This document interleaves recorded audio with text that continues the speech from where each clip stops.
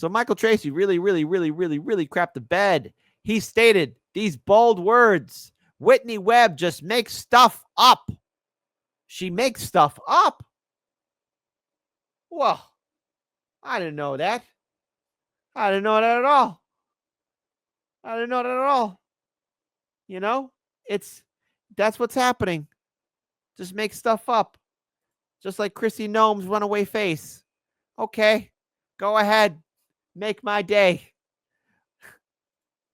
But hold on. Let's pull this up here. You don't have to believe me. We'll zoom in together as a family. We'll zoom in together. Whitney Webb just makes stuff up. To which she responded, "Hi, Michael. I find it unfortunate that you would paywall my response. By the way, this is not behind a paywall. And make it appear as though I had not already corrected my errors and week plus before receiving your email.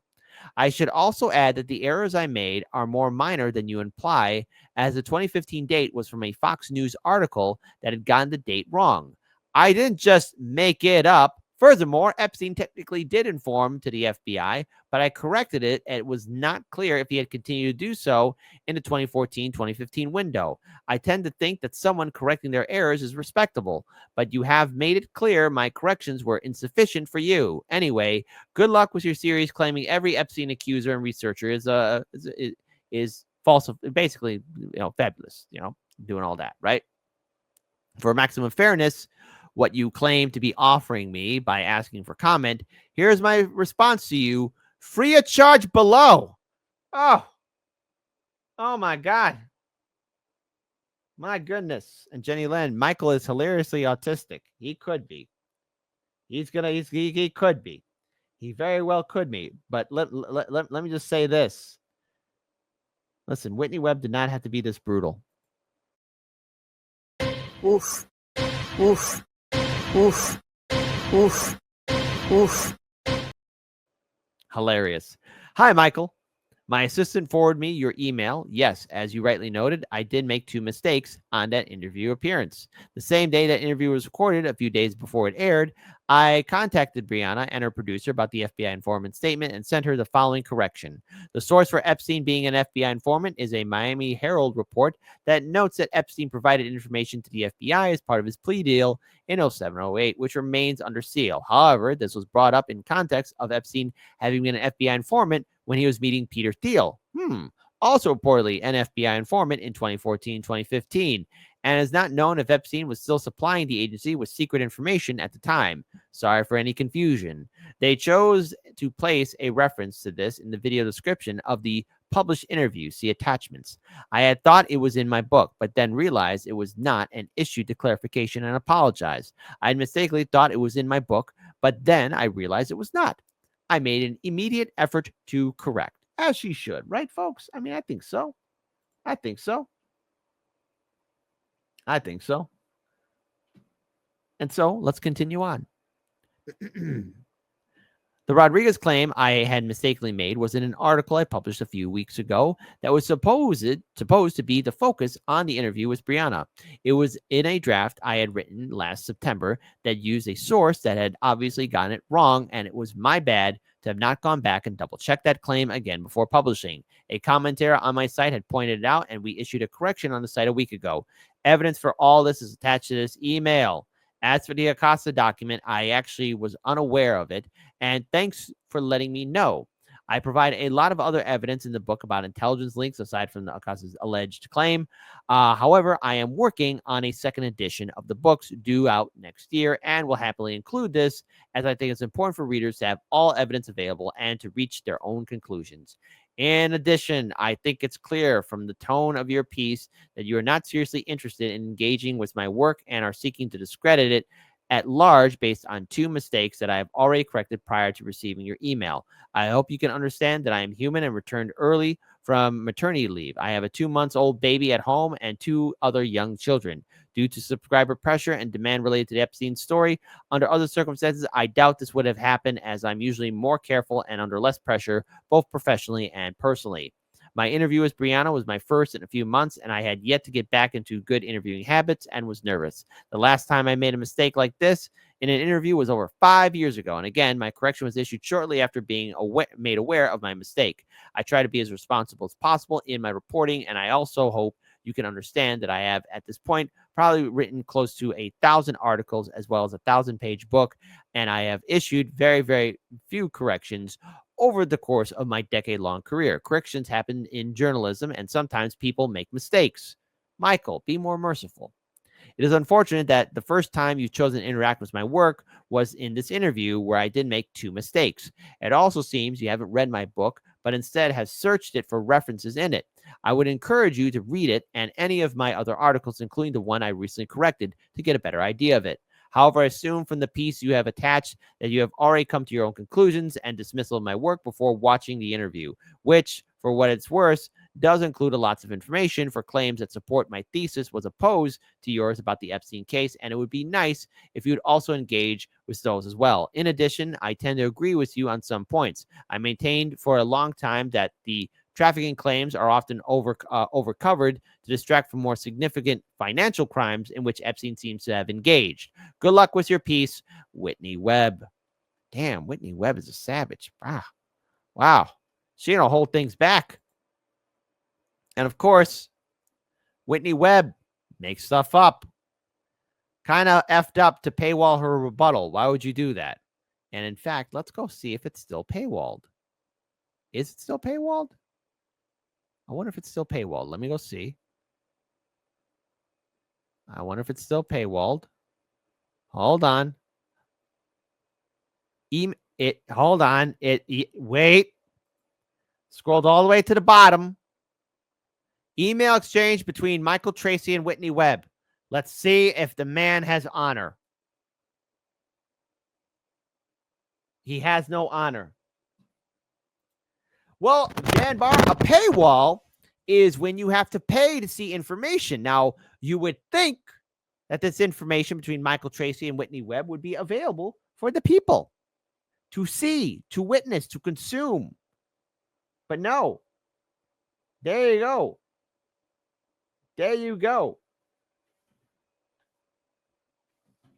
And so this was everything. I guess Michael Tracey decided to go on all of this, wrote all of this, to say that Whitney Webb just makes stuff up. She does. Well, I don't know, man. I don't know. Like, Caitlin Johnstone says, like, why would you do that? Michael Tracey said, first of all, it wasn't a rebuttal. It was an admission that she spread several egregious falsehoods in an attempt to claim she had made necessary corrections, which she hadn't. I quote relevant portions from her reply at the very top of the article. I wasn't under any obligation to post a full email, but I did so proactively as an extra that people could pay $5. That's a whole Abraham Lincoln if they wanted, as modest compensation for the significant amount of work it took to produce the article. I'm not going to apologize for that. I have used the same formula in prior articles. Caitlin Johnstone. However, you want to label her response as a bit fucked, not to let readers see it in the article and assess its merits themselves with the same degree of access as the rest of the information you provided. And obviously, paywalls aren't necessary for making money on Substack. Caitlin Johnstone was a gut check. You can read it here, Caitlin. So what else is going on here? Because more people were responding. More people chose to respond and talk to Michael Tracey, okay? More people did. All right?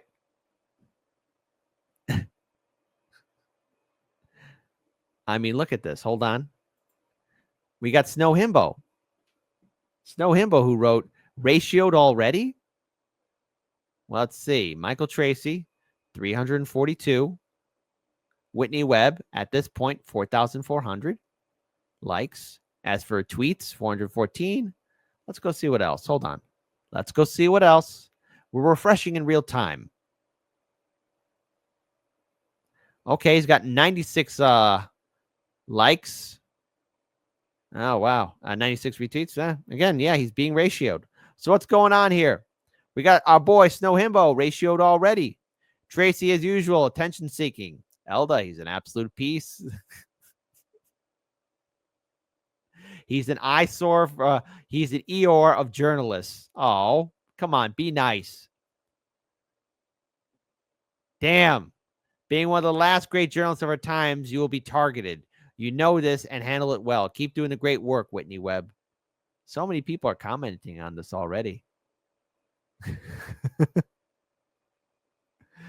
Wow. Gotta love it. You know what? I love the responses. I love the responses back. It's 100% pure gold. Pure gold from everybody. Catelyn Johnstone commenting, hey, Sam Husseini, Michael, by contrast, just regenerates Israeli propaganda at critical times. Just a thought. Nope. Let's see. Youssef, he wrote, Michael Tracey is a closeted Zionist and it seems genocide, terrorism, ethnic cleansing, apartheid, and war crimes denier too. I honestly don't know how or why System Update let him host a couple shows. Interesting. Michael, you were telling your audience that Hamas beheaded babies. Please sit down. Patricia Dowling, good friend of the show. I'm going to like that. There you go. You've gone from defending the mafia mouthpiece, Alan Dershowitz, to attacking the woman who wrote about the mafia infiltrating the CIA. Guess you're just a mafia guy now. Hey, Tracey, your behavior writing is beyond suspicious. Oh, I just love this. And Mo Green. Mo Green is here. LOL. She predicted the riots in January 6th, even the exact date, 2 months before the election. Okay. Mo Green. But hold on. I want to play this video here. Whitney Webb is joining us, author of One Nation Under Blackmail. Let's talk about the latest scandal that involves you. Recently, Tucker Carlson had Daryl Cooper on his show, and Daryl Cooper was talking about Epstein. You want like all the deep detail on that stuff. Guys like Mike Benz, Ryan Dawson's one of the chief researchers who's really done a lot of the work that people who write books about the nation being under blackmail and so forth, like crib this guy's research without crediting him. Clearly referring to you. I've had Ryan on my show. I like Ryan. I'm friendly with people. The Wexner Foundation goes back to the Sonborn Institute. I mean, you're going all the way back to the theft of nuclear weapons with that one, which certain people have plagiarized from me, by the way. And I'll give you reasons why I don't believe it. But I would like to hear, what is your response to this accusation? One of the reasons I think this is being so pushed into the public now after being discredited and simmering under the radar over past years is because Ryan has kind of made it a point to absolve Trump, whereas I do not. I'm a lot more critical of Trump. If he's on the list, I would have told everybody he was on the list. They were friends, absolutely. And so, you know, as the Trump administration has struggled to manage the narrative around this stuff, I wonder if that might be a reason. But again, I don't really know. I don't really know why Cooper chose to do that. And also, Ryan has gone around claiming that he has the Epstein client list, which is inaccurate. I have the list, and I didn't just go find that on a notebook. I had to make that. The accusation dates back to 2019. I wrote a series about Epstein. It got a lot of attention. And around that time, as I understand it, Ryan Dawson's YouTube channel was deleted. And he admitted to some people that tried to intercede between us that I had not plagiarized anything of his at all or taken any of his research, that he was just mad that his YouTube channel had been deleted, which is understandable, but look, hey, listen, I kind of know that feeling, okay? It sucks. It really hurts. It's like a part of your body's been chopped off. Intercede between us that I had not plagiarized anything of his at all or taken any of his research, that he was just mad that his YouTube channel had been deleted, which is understandable, but obviously I had nothing to do with that. Eventually I challenged him on it publicly and he doubled down, and he's been doubling down since and has never been able to say what facts or topics even within the Epstein scandal I supposedly took from him, nor has he provided any evidence to that in the better part of, I don't know, I guess like 6 years or so now. Through back and forths with him and intermediaries, it comes down to basically him saying that he wrote about Epstein before me, and even if I didn't take his research, I should credit him as having written about it before me. I'd cite all my sources. My book has thousands and thousands of footnotes. And Daryl Cooper, who made this claim, admitted on Twitter that he has never read my book. So how could he accuse me of cribbing someone's research? I've tried to reach out to Ryan over the years, at least put up evidence for your claim. Oh, damn. Now, look, I've actually interviewed Whitney Webb, and it was a long time ago. Long time ago when things were a little bit better. Things were a little bit happier. But, all right, Michael Tracey, she corrected the error, and you hide her response to you via paywall. Look, she posted out there for free. I'm not going to tell people what to do, but if you're going to be doing stuff like that, putting things behind a paywall. You know, you built this whole big career for yourself, and you're just gonna like not share that. That really raises an eyebrow here and there to make people go, what are you talking about? Why are you hiding that? Why are you not even sharing this with people? Because, you know, people want you to stop doing stupid stuff and saying odd shite. I mean, if you're saying Whitney Webb is plagiarizing and stealing people's work, where's the proof? Where's the evidence? You don't have it, because she has been consistent with a lot of her stuff. Now, look, is she human? Absolutely. Does she make mistakes? Yeah. It takes a bigger person to email and send a response like, hey, I got something wrong. And also, what does it say about her audience and supporters? They love her and support her that much. They're like, hey, Whitney, I think you made a mistake here because you said this here, da. Okay? You said this right here, or you got your facts messed up right here. Says a lot about a content creator, a journalist, somebody who does commentary, analysis, and politics. I mean, you want that from your audience. You need that from your audience. And not to mention, your audience will respect you more if you say, hey, I made a mistake on this. Hey, I got interviewed. And you go to the interview person that you interviewed. That takes a lot of stones to say, hey, you need to fix this. I made a mistake here. Should she be crucified for that? Should she be canceled? No. I applaud her bravery. I salute her. And remember, you know, she's got 3 kids. Taking care of 3 kids, probably not easy to do, okay? I'll be man enough to admit it. She's stronger than me. She's able to keep track of 3 kids. Also dealing with the most controversial story, you know, in international history about the most prolific, you know, trafficker in international history, and the fact that you have a whole entire political system, Democratic and Republican politicians that are doing everything they can to make sure those files are never released, says a lot. It says a lot, you know, about who she is and her character. Whitney Webb is make stuff up. No, I think Michael Tracey decided to pull things out of his butt, in my opinion, and write this article. Now, Whitney Webb did respond, and I read that article, or read her email response, and yet still he refuses to take his own responsibility. All right? You know, he actually did respond to Whitney Webb here. I think it's only fair that we do share this. You know, he goes on to say, I quoted from your reply at the very top of the article and then directed readers to where they could view your reply in full. I'm not going to apologize for soliciting voluntary payment in exchange for a significant amount of work it took to produce the article. Okay, fine, whatever. You know what? I'm not going to argue about labor. I'll be here till the cows come home. I've used the same formula in previous articles. Yes, but if you want to post the full reply on X, that's fine with me. Nothing's been withheld. I posted everything for maximum transparency. You also haven't meaningfully corrected your errors. I specifically asked you if you notified Brianna Joy Gray about your Alfredo Rodriguez error.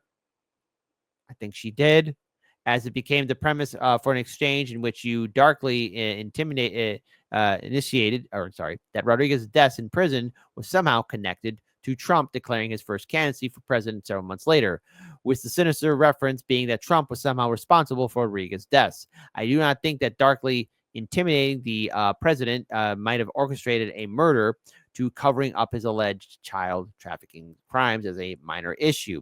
It says quite a bit that you wouldn't have done the basic verification necessary to check whether your underlying fact claims were even correct before promulgating these crazy insinuations to a mass audience.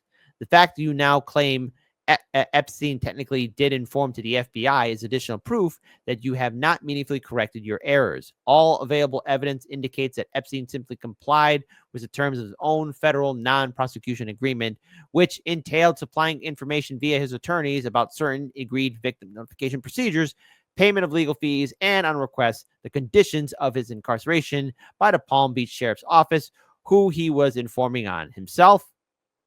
Again, hold on. Listen, Kurt, got to give a shout out to Kurt. Hey, so Michael, can you please summarize this bountiful evidence of that 348-page government Epstein report you posted? I started to read it, but then realized it's a effing government report in effing Washington Post. I don't believe you read it, but please prove me wrong. I'm going to like that. All right. There's no need to be so cunty about it, Mike, from the toxic left. So I got to like that. And Dusty Angelhammer. Ooh, slander. Oh, my goodness. Deep Seek says you're one sad man. And people are saying ratio him. And the very based American millennial man says, you're so full of shite, Michael. Whitney Webb is 10 times the journalist you are. But there's a little bit more of this. I want to play this video. It's from the Kim Iverson show. So let's go ahead and play this up just a little bit. Let me just go ahead and pull this up here. Now, as somebody who I don't think needs much introduction because many of you love her, you already know her, Whitney Webb is joining us today. She was a staff writer for Mint Press News. She's now a contributing editor for Unlimited Hangout and the author of One Nation Under Blackmail. Whitney Webb, welcome to the show. Thank you so much for being here again. Hey, Kim, it's great to be back. Thanks for having me. Okay. I mean, I think you are one of my favorites. You are brilliant. Your research is phenomenal. So let's talk about the latest scandal that involves you before we get into the scandals that involve Epstein and Trump and Clintons and PayPal Mafia. Maybe we'll get into that. But recently, Tucker Carlson had Daryl Cooper on his show, and Daryl Cooper was talking about Epstein. And during the conversation, he had mentioned that some of the research that had been done for Epstein on the Epstein saga was done by Mike Benz and by Ryan Dawson, saying that Ryan was one of the chief researchers. And he said, Ryan Dawson, one of the chief researchers, people who write books about the nation being under blackmail crib this guy's research. Clearly referring to you. Yeah. So, and I've heard this, and I've had Ryan on my show. I like Ryan. I'm friendly with people. And I've heard him say this also. I've heard other people, kind of make the claim that Ryan did all the research and you stole it. That's a pretty bold claim there to make there.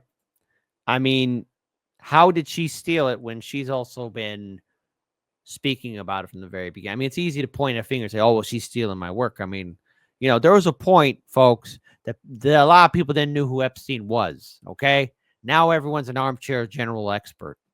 I don't believe that. And I'll give you reasons why I don't believe it. But I would like to hear what is your response to this accusation? So the accusation dates back to 2019. I wrote a series about Epstein for Mint Press News. And at that point, it got a lot of attention, especially after Epstein's death in prison. And around that time, as I understand it, Ryan Dawson's YouTube channel was deleted. So he was unhappy about the lack of exposure. My series on Epstein, which included aspects of the Epstein-Israel relationship, got a lot of attention. And he admitted to some people that tried to intercede between us that I had not plagiarized anything of his at all or taken any of his research, that he was just mad that his YouTube channel had been deleted, which is understandable, but obviously I had nothing to do with that. So, eventually I challenged him on it publicly, and he doubled down, and he's been doubling down since, and has never been even able to say what facts or topics even within the Epstein scandal I supposedly took from him, nor has he provided any evidence to that in the better part of, I don't know, I guess like 6 years or so now. And it's an attack on my integrity that's really unfounded. And basically, through back and forths with him and intermediaries, it comes down to basically him saying that he wrote about Epstein before me. And even if I didn't take his research, I should credit him as having written about it before me. But after all the attacks on my character and my work, and the fact that I never used his research, I'm not really, I haven't really been interested in promoting him just based on my personal experience with him. But I have acknowledged that he has covered it before me, but so have a lot of other people like Derek Brose and Nick Bryant, who I have collaborated with in the past and who I consider colleagues. And they find my work original and valuable and don't think that this is true. And I absolutely reject it, and 100%. If you read my books, only the second book is really about Epstein. The rest is a ton of research on things that preceded Epstein significantly that, to the best of my knowledge, Ryan has never talked about. And even in discussing Epstein, I'd cite all my sources. My book has thousands and thousands of footnotes. And Daryl Cooper, who made this claim, admitted on Twitter that he has never read my book. So how could he accuse me of cribbing someone's research in a book, accuse my book of being built on someone else's research when he's never even read my book? I mean, it's very unfair. Cooper, apologized and claimed that he had third parties reach out to apologize, though I was not contacted by those third parties, at least from what, the means of communication with me through my site. I didn't get anything, but it stinks, because how many people saw that claim on, Tucker Carlson, which is one of the biggest podcasts in the country, versus how many people saw Cooper say that he regretted saying it, that it was impulsive, and that he's never read my book. So it's unfortunate, to say the very least. I've tried to reach out to Ryan over the years, because I think it's really unfair, and I think it's really unfounded. And if you're going to accuse someone of something serious like that, at least put up evidence for your claim, not just I wrote about the scandal first, when lots of other people did too. And, I cover a lot of topics that Ryan has never talked about, and I've done the same quality of deep dive research on those topics, whether it's Palantir or Moderna, or all sorts of other series and investigative reports that I've done over the years. So it should be very clear to people that I absolutely have the ability, right, to do the type of research that you can find in my books and on the Epstein scandal. I want to pause here. So look, at the end of the day, I find it fascinating that for a lot of the people who have been breaking the Epstein story, and look, Ryan did the same thing here too, to say that she's making things up, that is a bold statement, Cotton. Let's see how it works out for you. Because already, if you notice, again, I want to give a shout out to Kurt, you see some stuff. He tweeted out saying from the Washington Post, which the Washington Post, democracy dies in darkness. Same Washington Post that has constantly made a lot of errors here and there. Now, I'm not saying Michael Tracey really crapped into bed, but, when you're getting ratioed this bad on social media, when you're being called out as a joke, when you fail that bad, I mean, yes, everyone's going to ratio, everyone's going to call you out. Now, it's always important for every viewer and subscriber to hold journalists, commentators, people give political analysis and perspective accountable. Hold their feet to the fire. Hold my feet to the fire. If I get something wrong, if I do a story wrong, or something happens during an interview and it's not correct, my goodness gracious, cretaceous, well, you all better call me out on that. And that's what you want from an audience. That's what you want from a community. But paywalling her response back for $5. You can't be hurting that bad for money, huh? Michael, you want to sit this one out here, buddy? When I heard you were offering $5, here's what I thought about it. It wasn't too much, but I mean, $5, here's what I think about it. And here's what I think about it. That's just me.